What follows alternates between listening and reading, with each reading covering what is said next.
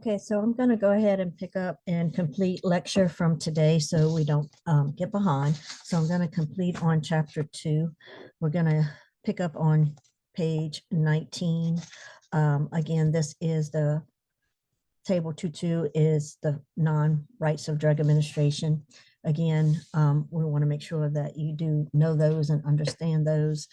We've gone over those and this box will be, again, a good review.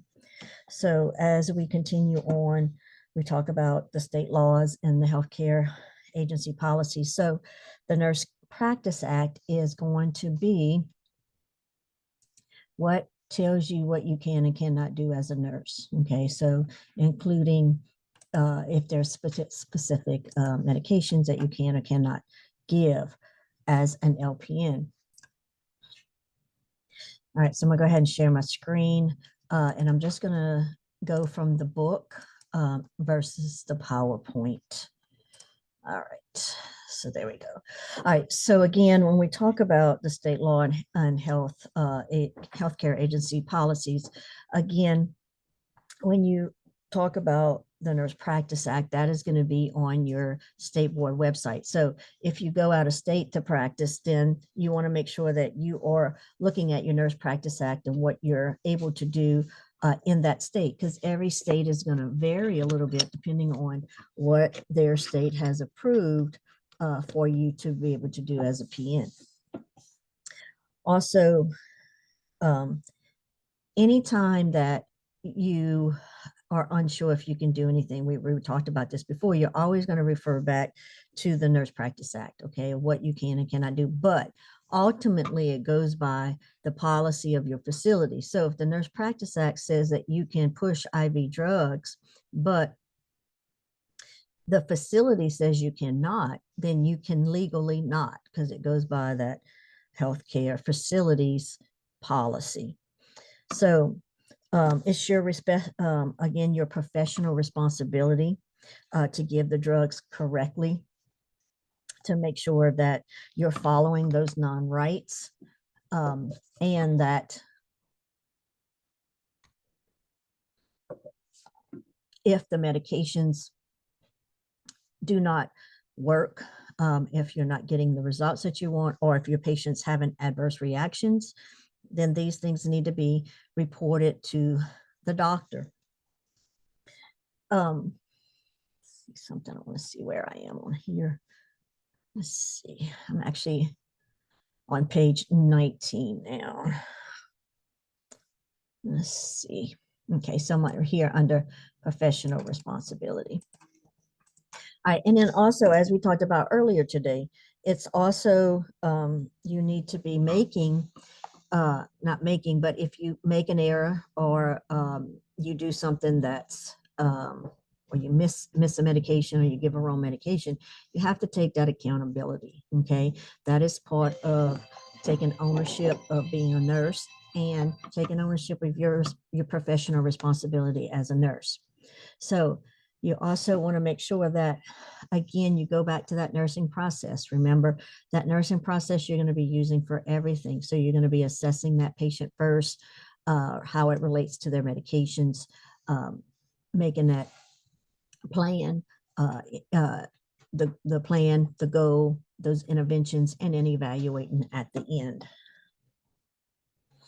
So when we talk about drug administration systems, so we talked about these a little bit in class. One of them was the Pyxis, that picture I showed online. This is just another copy, not a copy, but a picture of a form of automatic or electronic drug system. Again, most of the time we call them Pyxis because that was that original brand that kind of started coming out. And so they're usually all known by Pyxis, okay? So they come in many shapes and sizes and forms. It's just going to depend on the facility, how big or small that facility is.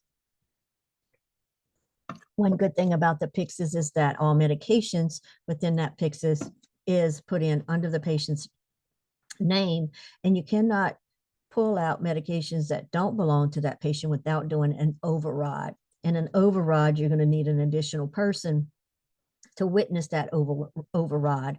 And that helps, again, to decrease or prevent errors.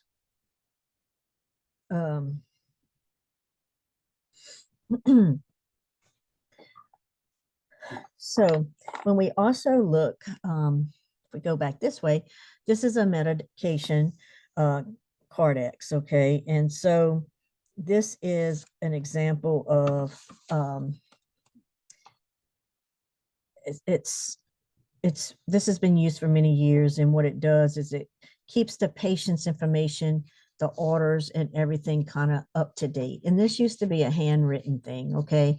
Now, majority, again, almost everywhere is electronic now. So you still have the medication, Cardex or Cardex, depends on where you're from, how you say it, that's going to give you that generalized information about your patient. As you can see, it would have your medications here, the dosages and the times. It also has the allergies, the diagnosis, all that just general basic information related to those medications. The thing is now it's just online. Okay, so it's online versus being paper.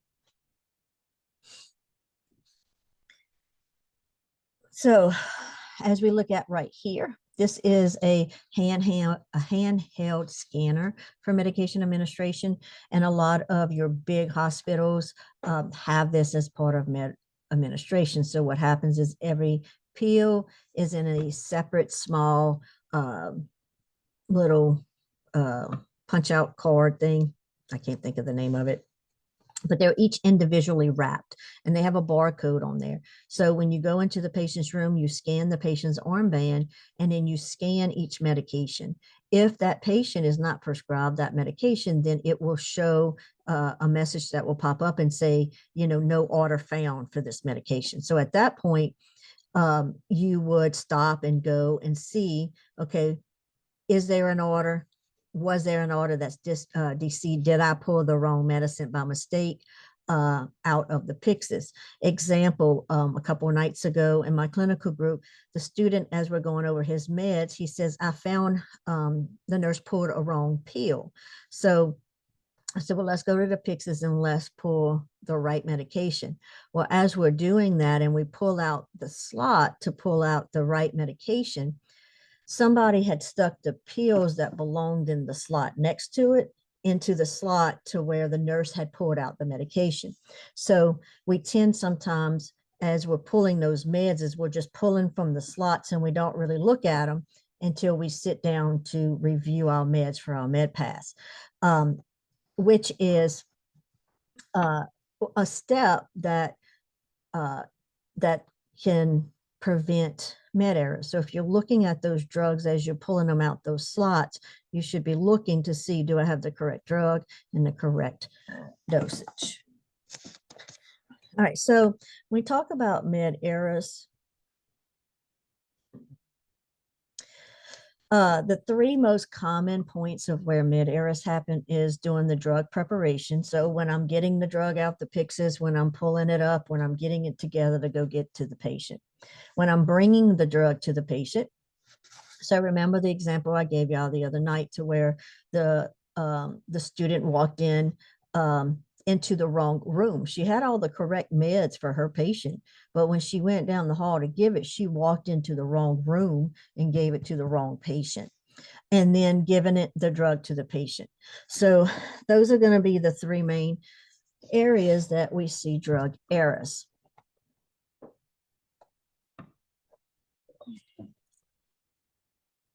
So the things such as the Pyxis, the scanner to give medication, all of those things are additional steps or safety features to help prevent med errors. So if we look down, let's see, in under here, actually go. So we talked about already some of the effects of if you give the wrong meds. Of course, patient could be allergic to it. They could have anaphylactic shock and go into cardiac arrest and die. They could They could also have an allergic reaction that's not as severe as anaphylactic shock, but it may still cause some severe injuries to that person. It can extend that person's hospital stay if the medication cause maybe lower blood pressure, lower blood sugar, things like that, that can extend their hospitalization. So we want to make sure, again, that we're doing all of those steps. And remember, we talked about the other day that minimum you should be checking that drug and that dosage 3 times before you give it to the patient. Also, if there is a med error that's made, an incident report will have to be done, and the doctor will need to be notified, the patient or the family will need to be notified. And if you remember from 101, can that incident report or does that incident report go in their chart? Remember, it does not. That incident report is for the facility records and a way for them to look at how they can improve processes, plus to look at, did you not follow a process that caused you to make that med error? All right, so if we look at page 22, the top there, we have our box, our table 2-3, and this is talking about those do not use abbreviations. Now, also, if you have not looked at it already, I did upload the list of the most common abbreviations that you're going to be using. That is under your modules. And then you also, at the beginning, at the end of that list, it also has the list of these do not use. Now, for test 1, you're going to need to know these, okay? And so this, again, you were supposed to start learning these abbreviations in 101. And so hopefully you've started working on those abbreviations and it won't be too much of a problem for you. Also, you want to make sure that you know about the trailing zero and the leading zero. And again, that is on the bottom of the math conversion sheet that I uploaded. You should have learned about trailing zeros and leading zeros in the math of 101. If not, please let me know in class and we can review that again. Now let's talk about high alert drugs. So they're called high alert drugs because there's a high risk of harm that's associated when there's an error that's made with these drugs. And so the consequences of those errors can be very serious. Now, they're often, these drugs are often packaged and stored and given differently than your regular drugs. And that's to make sure that you look at and you understand, hey, this is a high risk drug. This, I need to be careful. I need to make sure I have the right dose. I have the right patient. I have all of those rights that we learned. Now, when we talk about the high alert drugs, there's an acronym, PINCH, P-I-N-C-H, that you can remember for those categories of high risk drugs. And you need to know this because you need to be careful with any drug, but you also need to know those categories of your high risk. Number 1 is potassium. And if you remember from nutrition, if our potassium is low or high, then we're can have those cardiac irregularities. Also insulin. If I give too much insulin to a patient, I can bottom out their blood sugar and they can die and go into a then go into a coma and may possibly not come back. N is for narcotics or opioids. So if you have larger doses of opioids, it can suppress the respiratory system. They can go into respiratory arrest, which will then cause them to go into cardiac arrest. And then C is your cancer or your chemotherapy drugs. And just if you think about chemo, if you've ever unfortunately had a loved one or a family or friend or anybody that you know that went through chemo, you see what those drugs do to the person and into the body. And then lastly is heparin. And heparin is going to be that blood thinner, and it interferes with the blood clotting. So if they get too much heparin and their blood is too thin and their blood cannot clot, then they can literally start bleeding out of every opening. They can be bleeding out of their eyes, their ears, their nose, I mean, anything that's open, they can be bleeding out of, okay? Because there's no clotting factor there to make a clot to make it stop, okay? So right here, it's got another little memory jogger. And it just, again, just reminds you about this acronym PINCH for those high alert drugs. All right, and then next we're going to talk about our black box designation drugs. And these are the drugs that they are, and there's another way of categor I can't say that, categorizing. It's categorized by their ability to harm the person that's taking it. So when you talk about a black box warning, that usually means that that drug has a higher than normal risk for causing serious or even life-threatening problems, okay? So in addition to having a positive benefit for some people, it can also have very severe or life-threatening side effects. So there's usually, if it's a black box warning, there's usually a piece of paper that's folded up that's kind of in that, it comes with the box of the medication. And it'll say, you know, black box warning, and it'll tell you what that warning is, okay? So you want to make sure that the patient is aware of those potential problems with the drug, and that it carries. You don't necessarily have to say, hey, it's a black box warning, but you want to educate on those possible severe and life-threatening side effects or problems, and make sure that they understand what to watch for, and if they start, to notify their doctor. And this is just an example of what a black box warning would look like. So next we talk about medication reconciliation. So this is pretty much when you're comparing, you're taking the drug and comparing that drug to the orders that have been taken.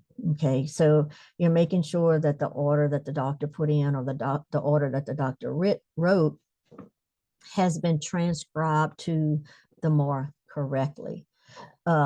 So this is another step, that transcribing, to make sure, like that second set of eyes for errors. This is something else that helps with duplication of medications, like if there's more than one on a MAR. So when you're working, you know, in the hospital or the LTAC, every shift, at the end of every shift, you have to do something that's called a chart check. And when you're doing that chart check, this is the kind of things you're looking for. Was there any new orders written? Were those new orders put onto your MAR? And remember, MAR stands for Medication Administration Record. Was it duplicated on that MAR?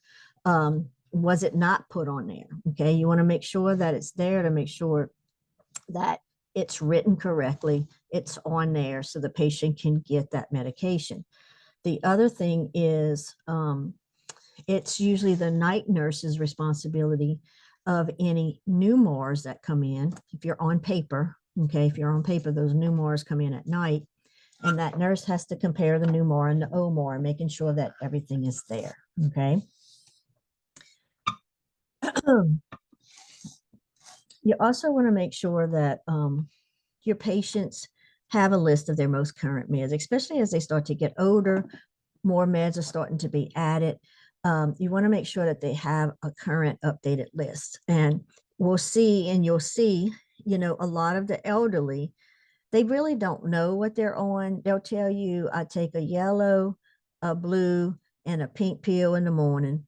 And then I take a large white one in a capsule that's yellow and black at night. They can't tell you what they're for. They don't know why they take them. They don't know the names of them. They just know the colors. So when they go to the doctor, if they go to the hospital, they really need to have a list that that's kept in their wallet, kept in their purse, that they can give somebody that has that updated information.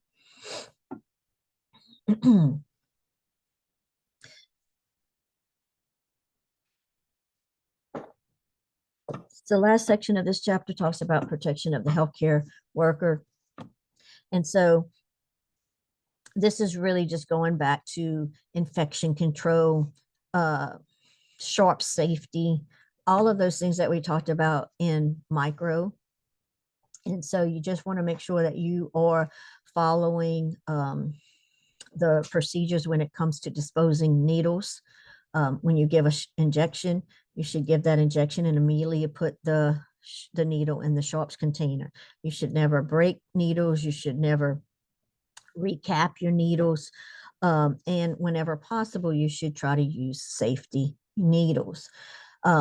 Anytime that there's a stick with a needle or a scalpel or anything like that, it always puts the healthcare worker at risk for a Hep B, C, or HIV. You're gonna probably have a needle stick or probably more than one in your career. I've been in the medical field for 30 years and I've had 2 sticks and I've had a splash of abdominal fluid into my eyes. So things are going to happen. I mean, it's the nature of what we do. So you want to be as careful as possible. All right, so we have our safety alert here that just talks about disposal of drugs. And so it kind of gives us the tips of how to safely dispose of prescription drugs. So now they're starting to put like on that insert of how to safely dispose of them. We used to just flush everything, okay, but they do not recommend that anymore. They say that they cannot filter all of those drugs out, that it pollutes the environment, so they really don't recommend that anymore. So what they want you to do, a couple of things, there are some pharmacies that do a take back program. Some pharmacies, when you get certain types of prescriptions, they'll give you a little packet of stuff that if there's any of those, especially like narcotics left, you put water in it, you pour that packet in it, and it deactivates the drug. And then if you don't know what to do with it, you want to just tell your patients to follow up with their pharmacist, and they can usually give them some guidelines. Now, if they're young enough, you can tell them, there's always Google, right?